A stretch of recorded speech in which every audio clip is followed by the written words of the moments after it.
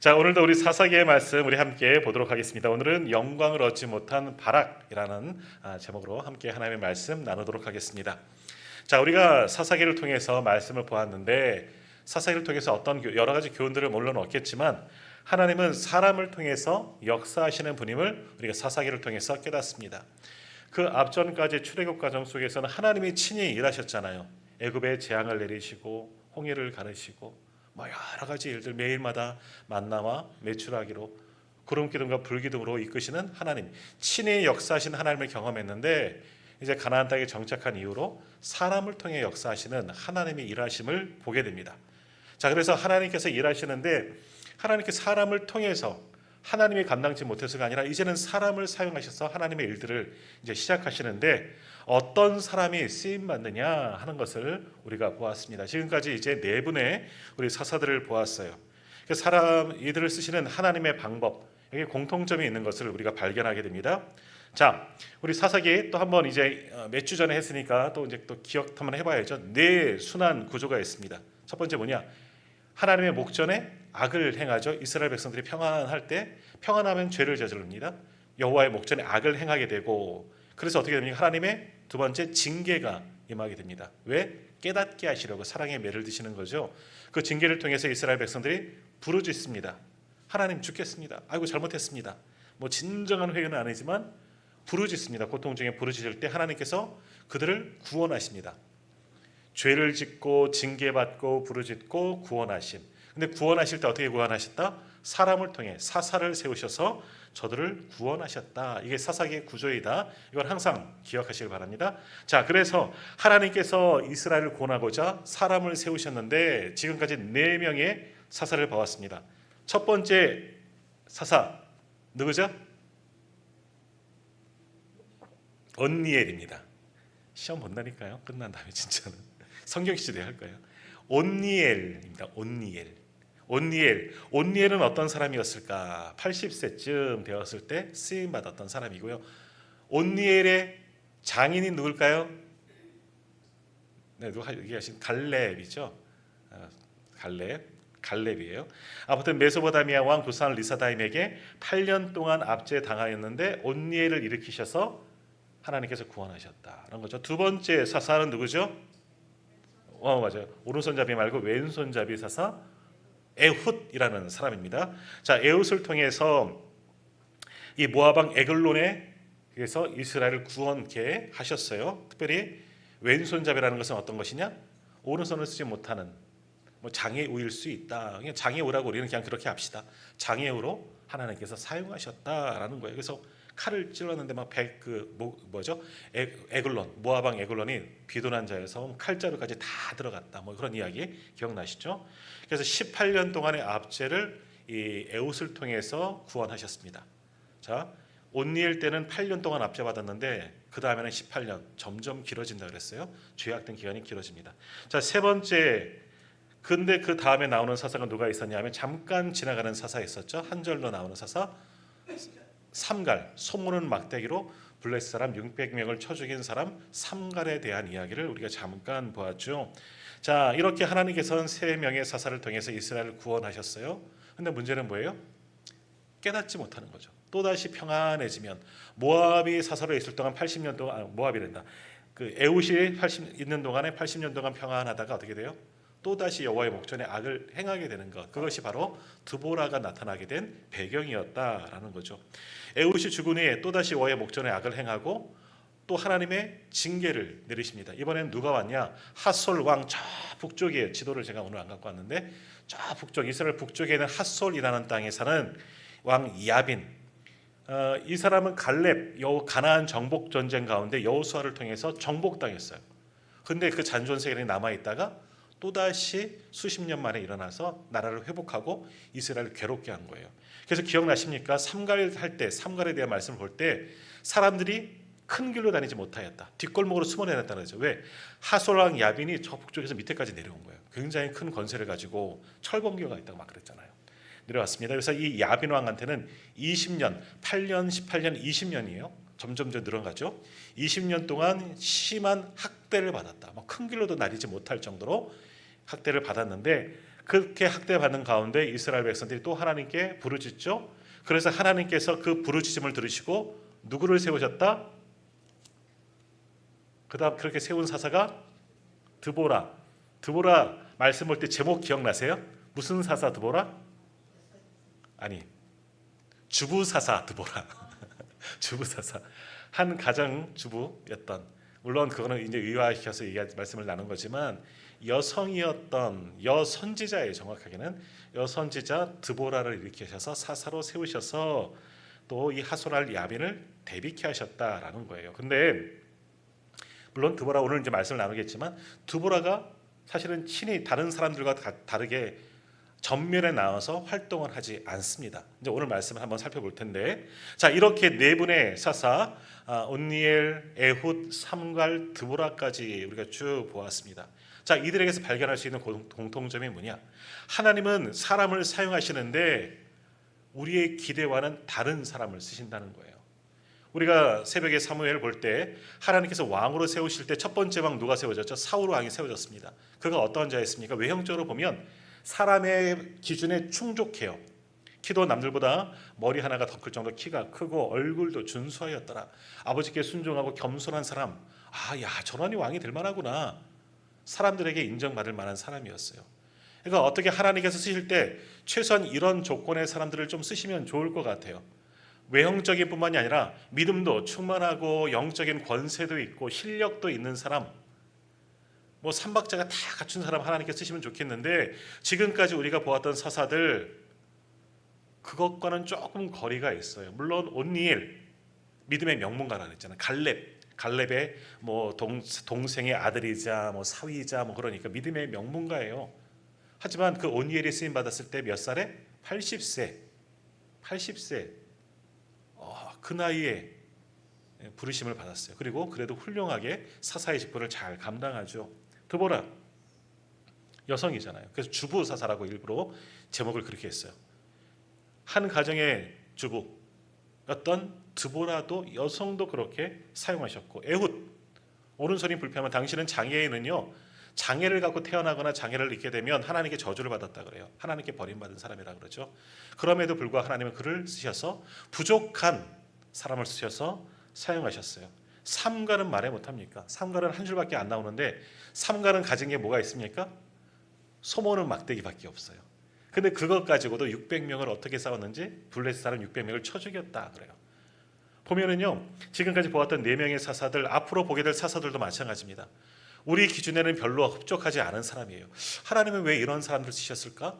이렇게 좀 부족하고 나이도 많잖아요. 장애도 있잖아요. 여성이잖아요. 농부잖아요. 뭐 이렇게 하면 지금 뭐 편견이다, 뭐 목사님 뭐 편파적이다 하실지 모르겠지만 우리가 보기에는 기준에 맞지 않아요. 조금 더 능한 사람을 쓰시지 왜 이런 사람을 쓰실까? 근데 하나님의 손에 붙들리면, 그런 사람들이라도 하나님의 손에 붙들리면 놀라운 역사가 일어난다는 것을 사사를 통해서 하나님은 우리에게 보여주십니다. 나이가 많아도 상관없습니다.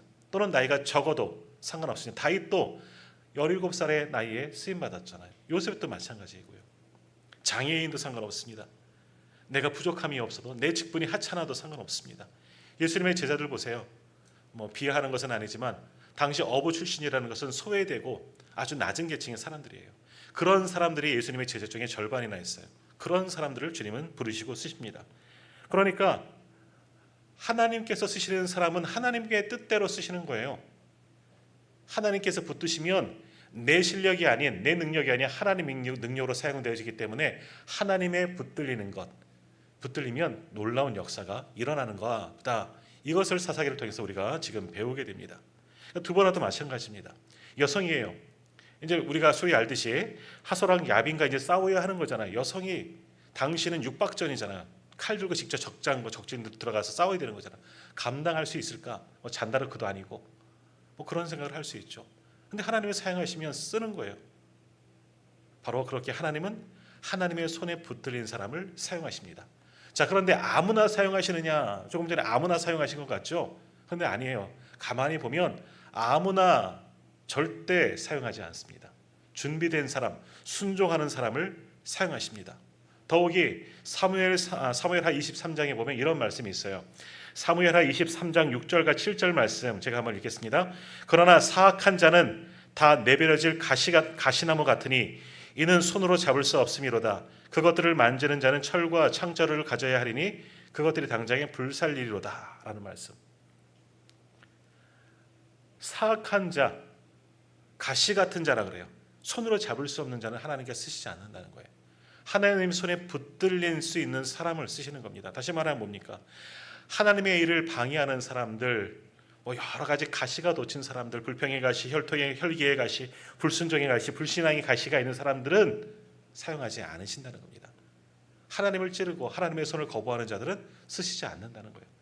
모든 사람이 다 하나님께서 사용하실 수 있지만, 그러나 하나님이 부르셨을 때 순종하지 아니하고 거부하고 불평하고 원망하는 사람들은, 혈기 부리는 사람들은 하나님께서 사용하지 않으시겠다 하는 말씀을 주셨어요. 마찬가지예요. 하나님께서 우리를 손으로 잡으실 때 그 손을 맞잡는 사람을 사용하시는 거예요. 그게 순종이죠. 그게 겸손한 모습이죠. 그런 사람들을 사용하십니다. 하나님께서 우리를 쓰시려고 하실 때 제가 알아서 할게요. 거부하거나, 또는 내 능력이 있다고 제가 다 알아서 하겠다고 한다거나, 또는 불평하거나 원망하는 사람들을 결코 하나님의 손에 붙들릴 수가 없다는 거죠. 왜? 몸에 돋친 가시 때문에. 그런 거예요. 우리도 우리 주변에서 동역할 때 어떤 사람들과 동역하기 편합니까? 마음이 잘 소통하는 사람들과 동역하기가 편하죠.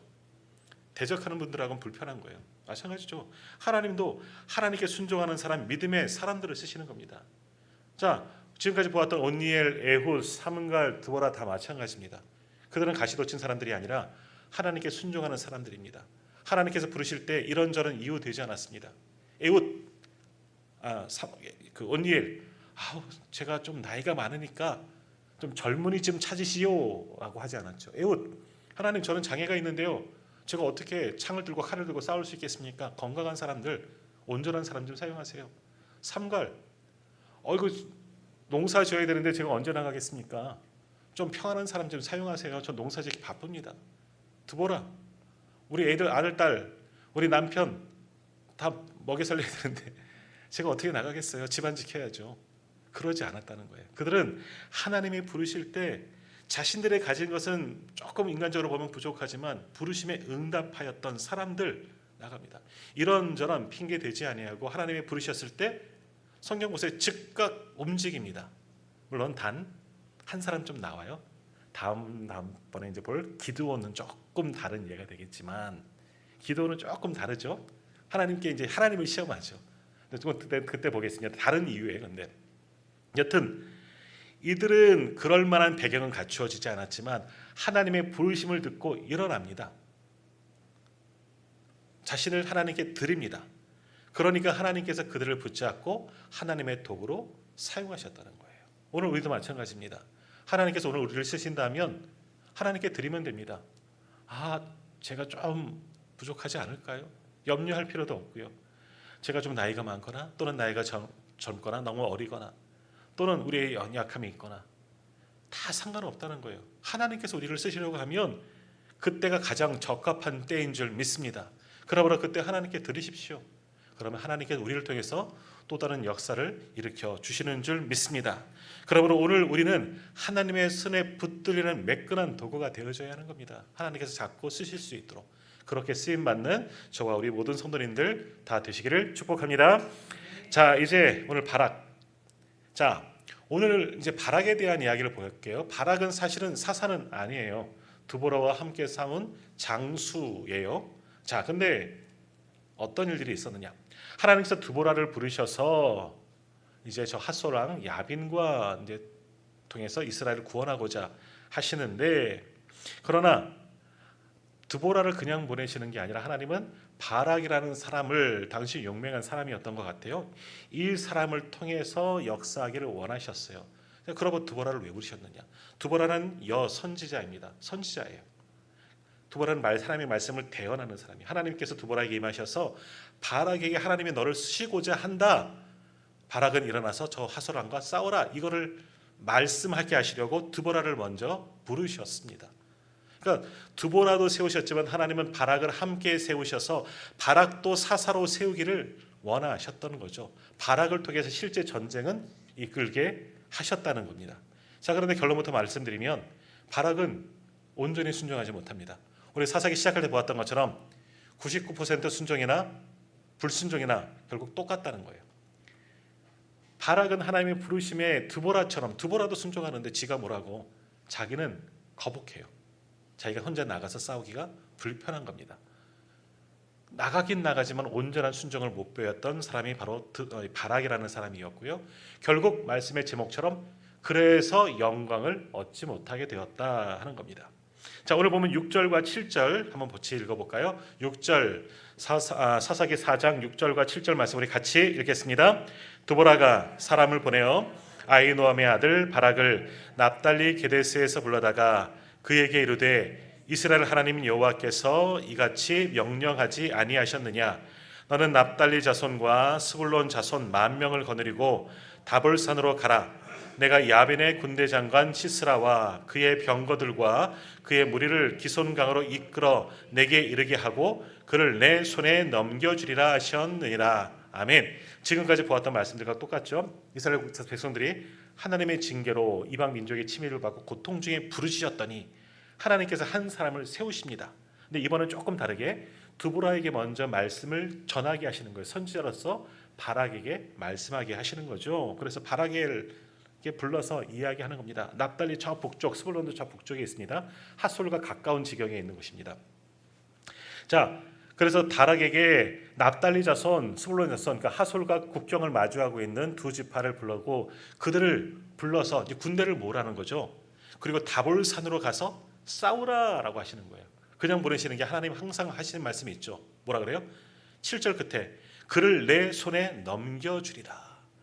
이게 뭐야? 하나님께서 함께 하신다는 거죠. 누구를 넘겨주는 거예요? 그를. 여기 말씀 위에 나오는 군대 장관, 야빈의 군대 장관, 하솔왕 야빈의 군대 장관, 총사령관 시스라는 자가 이제 군대를 거니고 나온 거예요.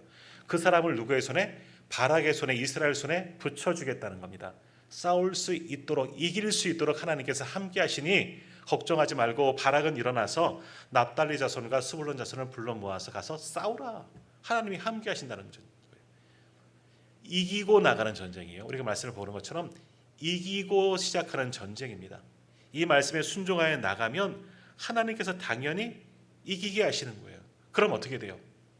지금까지 보았던 사사들 하나님의 부르심을 쫓아 나가서 이겼어요. 그리고 사사가 되어서 40년 동안 80년 동안 평안하게 나라를 잘 다스렸어요. 반대로 말하면 그들이 하나님께서 말씀에 순종하여 나갔더니 큰 영광을 얻었습니다. 사람들에게 존경받죠. 우리의 구원자가 되셨군요.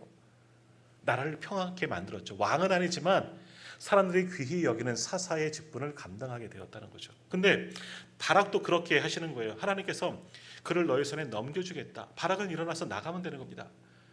하나님의 말씀으로 모이라 하면 사람들이 자연스럽게 모일 것이고 싸우면 당연히 이길 싸움이에요. 바락을 통해서 역사하기를 원하십니다. 드보라는 그저 하나님의 말씀을 전하는 대언자로만 사용하기를 원하셨어요. 그리고 실제 나가서 싸우는 자, 사사의 역할을 감당하는 사람은 바락이 되기를 하나님은 원하셨는데 왜요? 근데 바락이 불편한 겁니다. 바락이 불편한 거예요. 하나님께서 이긴다. 이미 경험했잖아요. 역사를 통해서 보았잖아요. 하나님께서 똑같은 방법으로 많은 사람들을 불러서 사사로 세우시고 함께 하시고 이기게 하신 것을 왜 바락이 모르겠습니까? 근데 그리고 그들이 사사로 이스라엘 영적인 리더십으로 세움받는 것도 왜 보지 않았겠습니까? 영광과 권세를 얻은 거 왜 보지 않았겠습니까? 그러면 하나님의 이런 부르심을 받았으면 바락은 순종하며 나아가면 되는데 바락의 모습을 한번 보겠습니다. 8절 말씀 우리 같이 읽겠습니다. 바락이 그에게 이르되 만일 당신이 나와 함께 가면 내가 가려니와 만일 당신이 나와 함께 가지 아니하면 나도 가지 아니하겠노라 하니. 자, 누구의 이야기예요? 제 바락이 하는 말이에요. 무엇을 듣고? 드보라를 통한 하나님의 말씀을 듣고 하는 이야기예요. 바락이 그에게 이르되 당신이 나와 함께 가지 않으면 나는 안 가겠습니다. 당신이 나와 함께 가야지만 나는 전쟁하러 가겠습니다 하는 이야기입니다. 자, 바락이 그에게 이르되 그는 누구죠? 드보라입니다. 당신이 나와 함께 가지 않으면, 여기서 말하는 당신은 누굽니까? 마찬가지로 드보라입니다. 드보라에게 말하는 거예요. 하나님의 말씀을 대언하고 있는 선지자 드보라에게 말하는 거예요. 하나님의 말씀을 대언할 뿐입니다. 하나님께서 드보라의 입술을 통해서 바락을 부르시고 바락을 사사로 만드시고 이스라엘 구원자로 세우시기를 원하고 영광을 주시기를 원하시는데 이 말씀 다 전하시는데 바락은 그 말씀을 듣고 아멘 순종하며 나가는 것이 아니라 뭐라 그래요? 잠깐만요. 말씀하시는 당신도 함께 가셔야죠. 드보라, 당신에게 하나님의 말미하셨으면 당신도 나와 함께 가야 되는 거 아니에요? 라고 따지는 거죠. 드보라도 나와 함께 가면 난 가겠습니다. 드보라 선지자가 나와 함께 안 가면 나도 안 가겠습니다. 내가 왜 가야 합니까? 이런 식으로 나가는 거죠. 하나님의 부르심을 받고 하나님이 함께 하신다고 말씀하셨는데도 불구하고 드보라도 같이 간다고 바락바락 이름대로 우기고 있는 바락이에요. 안 가겠다는 겁니다. 하나님이 사용하신다도 안 가겠다는 거죠. 왜 그랬을까? 우리 3주 전에 봤지만 일단 두려운 마음이 있었을 수도 있습니다. 지금 하솔왕 야빈에게는 철병거 900대가 있습니다. 큰 전차 부대도 있고 굉장히 수많은 군대도 있는 겁니다. 강력합니다. 우리가 다음 장에서 5장에서 볼 이 드보라의 노래에 보면 우리 상갈 때 보았지만 밖으로 못 다녔다 그래요. 당시 이스라엘 사람들이 큰 길로 대로로 다니지 못했죠. 왜? 악한 자들이 하솔왕 야벤의 군대가 있기 때문에 무서워서. 그런 마음도 있을 게요. 왜 그런 마음 왜 안 들겠습니까? 나가서 전쟁하려고 보면 두려워요. 실제 우리도 그렇잖아요. 뭐 군대 얘기들 남자들 뭐 이렇게 영웅처럼 막 이야기를 하지만 내가 군대에 있을 때 그때 뭐 야 이것저것 막 얘기하지만 근데 사실은 전쟁 안 해봤잖아요. 저도 그렇고 마찬가지인데 실제 전쟁터에 가면 얼마나 무서울까? 그런 두려운 마음이 왜 아니 일어나겠습니까? 자기 혼자 가지 말고 하나님의 신탁을 선포하는 드보라 함께 가면 그때그때마다 하나님께 물을 수 있고 하나님의 답변을 들을 수 있고 하나님의 도우심을 받을 수 있는 그런 이유 등이 있을 거예요. 그러니까 드보라에게 함께 가자라고 말할 수도 있겠죠. 일리 있는 이야기예요. 또 하나 지금 하나님께서는 드보라를 통해서 말씀하시기를 가서 납달리 지파에게 그리고 스불론 자손에게 모여라. 그리고 나가 싸워라 말씀하셨거든요. 근데 가만히 생각해 보니까 내가 뭐라 나를 따르라. 실제로 누가 따를 사람이 있을까 하는 염려가 드는 거예요. 당시 바락이 뭐 얼마나 유명한 사람인지는 모르겠지만 저 사람 뭐야? 갑자기 나타나고 납달리 지파는 나를 따르라.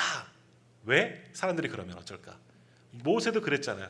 내가 이스라엘 백성들에게 가서 하나님이 보내셨다면 누가 어떻게 믿겠느냐 이런 말씀하잖아요. 나는 입이 둔한 자이다. 지금 바락도 그런 염려가 있는 거예요.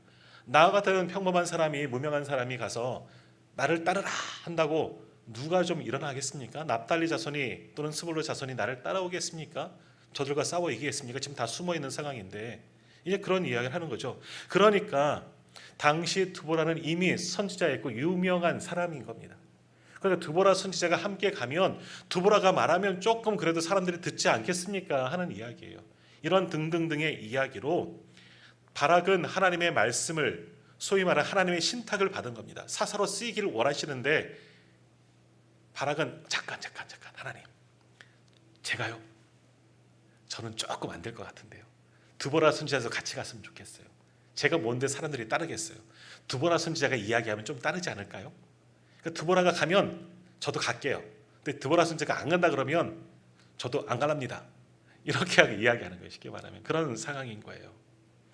그러니까 이것만 봐도 지금까지 보았던 사사와는 너무나 다르잖아요. 지금까지 보았던 사사들은 하나님께서 가라 하면 가는 겁니다. 하라 그러면 하는 거죠. 나이가 많아서 장애가 있어서 뭐 소모는 막대기밖에 없어서 변명하지 않았습니다. 그냥 갔습니다. 싸웠습니다. 이겼습니다. 왜? 하나님께서 이미 이긴 전쟁으로 만들어 주셨기 때문에. 바락은 조건을 걸어요. 사람의 생각으로 보는 겁니다. 눈에 보이지는 않는 하나님 함께 하신다 하지만 믿을 수가 없는 거죠. 사람이 있어야 되는 거죠. 따를 사람이 있고 도울 사람이 있어야 되는 거예요. 그러니까 바락바락 못 가겠다고 우기고 있는 이 바락인 겁니다. 그런데 분명한 거는 하나님은 함께 하신다고 약속하셨어요. 내 손에 붙여주었다. 하솔왕 야빈의 군대 장관 시스라를 내 손에 넘겨주었다. 이기게 하겠다 말씀하시는데도 바락은 못 믿는 거예요. 불안한 거예요. 그래서 무엇인가 눈에 보여지는 무언가를 의지하고 특별히 하나님의 말씀을 대언하는 드보라 선지자가 함께 가기를 원하고 있다라는 겁니다. 그래서 다섯 번째 사사가 바락이 아니고 드보라가 되는 거예요. 드보라는 바락이 이렇게 나올 줄 몰랐어요. 하나님께서 말씀하시면 다 될 줄 알았겠지만 바락이 바락바락 대들잖아요. 같이 가자고. 드보라가 처음에는 깜짝 놀라실지도 몰라요. 하지만 보시면 드보라는 같이 가겠다고 이야기해요. 다른 조건 내걸지 않겠습니다. 그냥 하나님의 말씀 하셨으면 가지 뭐. 나아가는 겁니다. 하나님의 이름으로 나아가는 겁니다. 만일 바락도 드보라 선지자를 통한 하나님의 말씀을 듣고 나아갔다면 모든 영광을 받을 자 바락이 되는 거죠. 다섯 번째 사사는 드보라가 아니라 바락이 되는 거예요. 존경을 받고 영광을 받고 우리가 그를 칭송하고 그런 모든 영광을 얻을 수 있는 바락이었는데 두려운 겁니다. 세상을 보고 상황을 보고 누가 나를 따를까 여러 가지를 계산하는 거죠. 머리 쓰면 안 돼요. 그러니까 교만하지 않고 정직하게 순종하는 겁니다. 아무튼 바락은 여선지자 이 드보라 같이 가자고 땡깡 쓰는 겁니다. 그래서 이름이 정말 바락인지도 모르겠습니다. 바락바락 대들면서 결국은 조건부 순종이에요. 드보라 선지자 함께 가면 나는 갈래요. 결국 드보라가 일어나서 함께 가지요.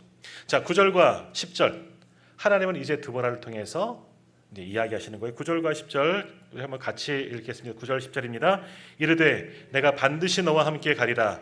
그러나 내가 이번에 가는 길에서는 영광을 얻지 못하리니 이는 여호와께서 시스라를 여인의 손에 파실 것임이라 하고 드보라가 일어나 바락과 함께 게데스로 가니라. 바락이 스불론과 납달리 게데스로 부르니 10,000명이 그를 따라 올라가고 드보라도 그와 함께 올라가니라. 아멘. 하나님이 말씀하시는 거예요. 함께 가겠다. 내가 반드시 함께 가겠다. 드보라가 가는 건 또 하나는 뭐겠습니까? 하나님도 함께 하시겠다. 이렇게 좀 부족하지만 그래도 하나님께서 함께 가신다는 거예요. 그리고 맨 마지막에 10절 끝에도 10,000명이 그를 따라 올라가고 드보라도 그와 함께 올라가니라. 사실은 드보라가 함께 올라가는 것보다 하나님이 함께 가시느냐 이게 더 은혜가 되고 얼마나 역사하겠습니까? 근데 오늘 바락에게는 드보라도 함께 하겠다. 결국 드보라와 함께 하시는 하나님이 함께 가시는 거죠. 그리고 중간에 뭐란 말씀이 나옵니까? 내가 이번에 가는 길에서는 영광을 얻지 못하리니 이는 여호와께서 시스라를 여인의 손에 파실 것입니다. 라는 말씀이 나옵니다.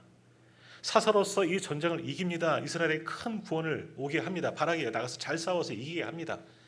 그런데 모든 영광을 얻지는 못한다. 왜 이겼는데 영광을 얻지 못하나? 여기서 말씀하는 영광은요, 적장을 잡아오는 겁니다. 적장을 죽이거나 에우처럼 왕을 죽이거나 뭐 잡아오는 거죠. 이게 큰 승리.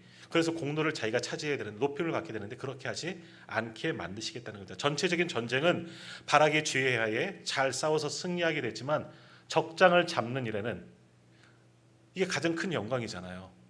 근데 적장을 잡는 영광에는 바락을 통해서 하시지 않겠다는 거예요. 그러면 뭐 여인의 손에 파실 것입니다. 드보라에게 하실 것이냐? 드보라도 아닙니다. 다음 주에 살펴보겠지만 야엘이라는 여인의 손에 이 적장 시스라가 죽임을 당하게 됩니다. 아마 잘 아실 거예요. 시스라가 믿고 도망갔는데 야엘이라는 여자가 어떻게 죽였을까요? 시스라를 다음 주 아시잖아요. 얼굴에다 말뚝 팍 박아서 죽이잖아요. 그렇게 돼요. 아무튼 이 적장을 죽이는 그 영광된 일, 이 영광이라고 우리는 좀 그렇지만 완전 승리예요. 적장을 죽였다는 것은 항복 완전히 이긴 거예요. 그것은 바락이 아니라 야일이라는 이름 없는 또 한 명의 여인에게 그 영광이 돌아가게 되었다. 자, 오늘 말씀 한번 정리할게요. 하나님은 사람을 통해서 역사하십니다. 사사시대 그것을 보여주죠. 수많은 사람들, 이름 없는 무명의 사람들, 때로는 부족한 사람들, 그러나 어떤 사람들? 하나님의 말씀을 듣고 순종하는 사람들, 그대로 따르는 사람들을 들어서 하나님은 역사하십니다. 온니엘, 에훗, 삼갈, 드보라 이들을 통해서 역사하셨습니다. 하나님은 그들을 부르실 뿐만이 아니라 그들과 함께 하셔서 모든 것을 다 이기게 하시고 놀랍도록 역사하셨습니다. 그런데 그것을 거부하는 자 영광은 얻지 못한다. 오늘 말씀하시는 거예요. 하나님의 손에 붙들리기 위해서도 우리가 준비되어져야 하죠. 부르실 때 순종하고 믿음으로 나아가야 하지만 오늘 이 바락과 같이 결론적으로는 다 하긴 하지만 그 영광스러운 받음에서는 완전히 멀어진 그런 안타까운 사람이 되어버리고 말았다라는 겁니다. 하나님의 손에 붙들려서 다 할 건 하지만 그러나 영광된 일들, 높임을 받고 사사가 되어진 일은 거기서는 죄된 사람이 바로 사사였다. 어찌 보면 99% 순종으로 부끄러운 사람이 된 사람이 오늘 말씀의 제목대로 영광을 얻지 못한 바락이다라는 겁니다. 자, 오늘 우리는 어떤 사람이 되기를 원합니까? 물론 이전에 보았던 사사처럼 하나님께 순종하여 영광을 차지한 그런 사사가, 그런 사람들이 우리는 되기를 원하죠. 그런데 어찌 보면 가만히 돌아서면 오늘 우리가 바락 같은 모습이 우리에게 있지는 않습니까? 하나님이 말씀하실 때 왜요라는 단어를 많이 붙일 때가 많습니다. 왜 제가 해야 할까요? 다른 사람들도 있는데. 하나님, 저는 잘 못할 것 같거든요. 제 능력이, 제 시간적인 환경이, 여건이. 하나님, 저 말고 또 누가 없을까요? 미루는 때도 또 있어요. 그것은 온전한 순종도 아니고 하나님께서 기뻐하시는 모습도 아니고 그런 사람들을 하나님은 사용하지 않으십니다. 그렇죠? 그걸 잘 아셔야 돼요. 그럼 우리는 편한가? 아니에요. 하나님의 영광된 과제에 오르지 못하게 되는 거죠. 참 부끄러운 모습들이 되는 겁니다. 하나님은 우리를 사용하실 때 우리가 완벽해서 준비되어져서 사용하지 않습니다. 부족해도 하나님은 우리를 사용하십니다. 우리를 통해서 역사하십니다. 그러므로 오늘 우리는 다른 사사들이 보여준 것처럼 하나님께 우리를 드리십시오. 맡기십시오. 순종하십시오. 장애가 있으면 장애가 있는 대로, 문제가 있으면 문제가 있는 대로 그저 주신 말씀에 순종하여 아멘으로 나아가면 하나님은 우리를 통해서 역사하시는 줄 믿습니다. 바로 그러한 사람들을 통해서 하나님의 역사가 지금까지 이루어지는 겁니다. 순종하는 사람들을 통해서 복음의 역사는 지금까지 이루어지게 되고 주님이 오실 그날까지 하나님은 그러한 순종의 사람들을 분명히 사용하시는 줄로 믿습니다. 바라기는 오늘 예배하는 저와 우리 모든 성도님들이 그렇게 하나님께 쓰임받는 순종의 사람, 믿음의 사람들이 다 되시기를 축복합니다. 하나님의 그 믿음의 족보들, 그 계보 속에 우리 이름이 들어가야 하지 않겠습니까? 얘는 불순종했으니까 이쪽 라인이 바뀌면 안 되잖아요. 얼마나 부끄럽겠습니까? 부끄러운 구원 받지 말고 영광스러운 구원을 받아 정말 하나님의 은혜로 저 하나님의 나라를 소유하고 또 이 땅 가운데도 하나님의 영광된 일에 귀하게 쓰임받는 우리 모든 성도님들 다 되기를 주님의 이름으로 축복합니다. 기도하겠습니다.